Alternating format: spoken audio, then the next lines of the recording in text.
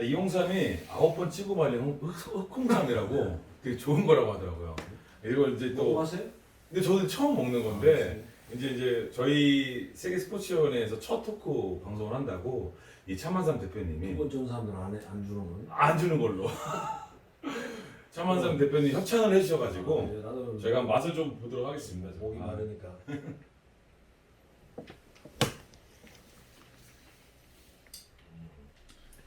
씁쓸 달달하네요. 좋네. 예. 냉경근. 네, 이제 이 홍삼 또 먹었으니까 제가 또 신나게 또 재미있게 한번 또 이야기 또 이어가 보겠습니다. 제가 또 이 태권도 하면은 또 이 전자호구에 대해서 얘기를 안 할 수가 없어요. 그러니까 전자호구 도입에 대해서 얘기 좀 하겠습니다. 첫 번째가 12년 런던 올림픽의 시작이죠. 그리고 16년 리우 올림픽, 그리고 21년 도쿄 올림픽까지 세 번째까지 왔습니다. 근데 좀 한간에 발펜싱이라는 이야기들이 정말 많이 나오고 있지 않습니까? 많은 질문도 받아보셨을 겁니다. 자, 그런데 이런 일반 호구와 전자 호구의 차이점이 상당히 많다고 봐요. 그 문제점에 대해서 어떻게 생각하십니까? 그러니까 어떻게든 뭐 동작의 완전성을 자취하고라도 무조건 센서와 센서에 부딪혀서 때리면 된다. 뭐 이러다 보니까 기본기라는 게 없어졌다. 기본 기술이라는 게 있잖아요. 아무거나 때리면 되는 거예요. 그러니까요. 그러니까 가르치는 사람도 그러니까 예를 들어서 전술을 지도하는데 예를 들어서 어쓰기 자세에서 뒷발 때리면 빠져서 뒷발 내가 받는다. 뭐 이런 공식적인 게 있는데 그런 게 없으니까 전술이 없으니까 또 재미가 없고 또 스텝이 그러니까 우리가 뭐 국견에서는 뒷기라고 그러는데 뒷기가 사라져 버리니까 뭐 좀 익사이팅한 게 없어요 한마디로 말해서. 그래서 기계가 하는 것이 아니라 인간이 좀 할 수 있는 것도 좀 포함이 돼야 된다. 그래서 세미 오토를 좀 강조를 하는데 그러니까 네. 어떤 일단은 충격량이 주어지면은 뭐 부신 우리 뭐 대학 태권도에서 시도를 했지만 이 진동이 울려서 저건 정확한 동작으로서 태권도 기술로서 기술을 획득했다라면 똑같이 눌러주는 형태. 그래서 득점이 되는 그런 방식. 뭐 발바닥에 뭘 센서를 빼자 뭐자 뭐 이런 여러 가지 얘기들이 좀 많이 나오는데 이게 그런 점도 좀 고려를 해서 좀 뭔가 주고받고 하는 거 되는데 차량 경례하고 뒷발에 중심을 두고 이렇게 준비하는 스포츠 종목이 어디 있겠냐 이거예요. 사실 보면 지금 과거는 좀 익사이팅하고 좀 퍼포먼스적인 게 되게 많았는데 그래서 이제 제가 좀 듣기로 아까 말씀하신 대로 이제 발에 센서가 있지 않습니까? 발 바닥에 돼 있죠. 그러니까 발 바닥에서 밀면 점수가 나오고 그 카트라고 하야 되나? 터치만 해도 점수가 나는 거 몇십 초씩 번호가 점수가 나는 거예요.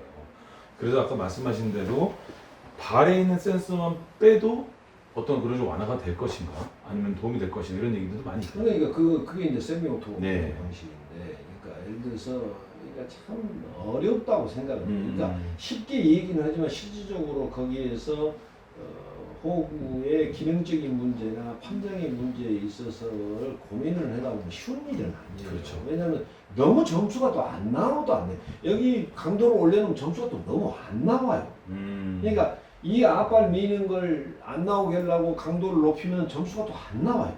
그러면 대부분 예전에 내가 경기를 해보면 첫날은 거의 안 나오고 0대 0이야. 뭐 0대 0으로 끝나는 경우가 많아요. 그러면 경기가 보는 사람 재미가 없다는 맞습니다. 보통 10점 정도 이상 나와야 재미가 있다고 보는 거예요. 나도 그게 동의를 해요. 네. 그러나 40점, 50점 나오는 건 재미가 더 없다라는 거예요. 그러니까요.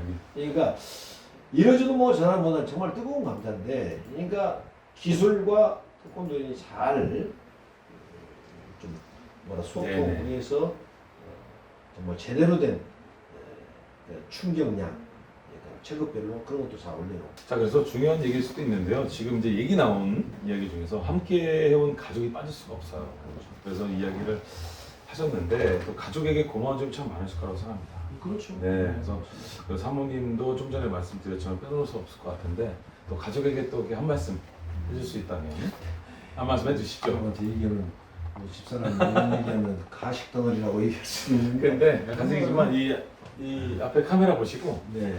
가족에게 그리고 또 사모님에게 오늘의 또 빠질 수 없는 중요한 얘기인 것 같습니다. 한 말씀 또 영상 편지 남기시죠. 쑥스럽겠지만 많이 쑥스럽습니다. 우리 집사람에게 여기는 참 고생 많이 시켰죠. 여러 가지 측면으로 이게 이제 한 목적지입니다. 네. 그러니까 여러 가지 고생도 많이 시켰고 참 귀한 그 외동딸 그러니까 오바들 밑에서 이제 딸이 혼자 네. 키움하고 살다가 운동원 사람 만나가지고 여러 가지 우여곡절을 겪으면서 지금까지 저를 후원해주고 든든하게 그 뒷받침이 돼주는 우리 이제 안 사람 집사람인데 감사하죠. 감사하고 그러니까 그때 당시를 회상해 보면은 야 미국을 가자 하고 했을 때 그걸 가자라고. 그러니까 사실 결혼할 때도 난 미국 갈 거라고 생각했고 그래서 혼수라든가 이런 것도 전혀 다 준비를 안 했어요. 그러다 나중에 이제 저같이 몇 개월 살다가 이제 정착을 해야 되겠다 하고 이제 방을 하계동에다 얻어가지고 그때부터 생각했는데 나중에 좀 어려우니까 나도 나이는 먹어가잖아요. 그래서 미국을 가야 할 때 갑시다 했으면 지금쯤 내가 미국에 있을 줄 있어요. 네. 저한테 얘기하지 마시고 사모님한테 말씀해 주세요. 자.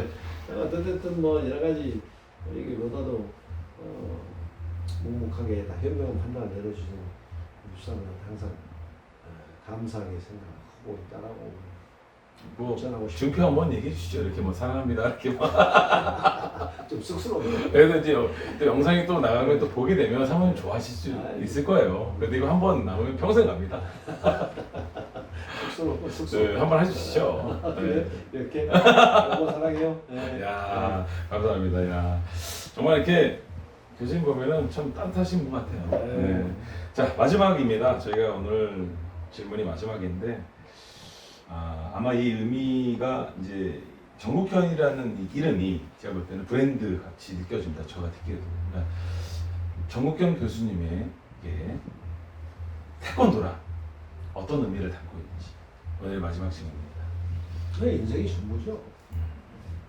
인생이 전부죠. 태권도가 있기 때문에 오늘의 내가 있는 거니까 항상 태권도에 감사하고 태권도 하는 일에는 적극적으로 나서려고 태권도가 좀 더 인기 종목으로 성장하기를 매일매일 학수 거대하고 있는 사람이라는 생각이고 왜 태권도가 이렇게 많은 역할과 기능을 하고 있음에도 불구하고 국내에서는 태권도가 대접이랄까 그런 어떤 평가를 받지 못하는 그래서 단적으로 내가 한 가지를 어디 가서나 얘기를 하는데 우리 한경선 선수 같은 경우는 올림픽에서 금메달을 좀 땄고 3번을 출전해서 4번인가 출전했나?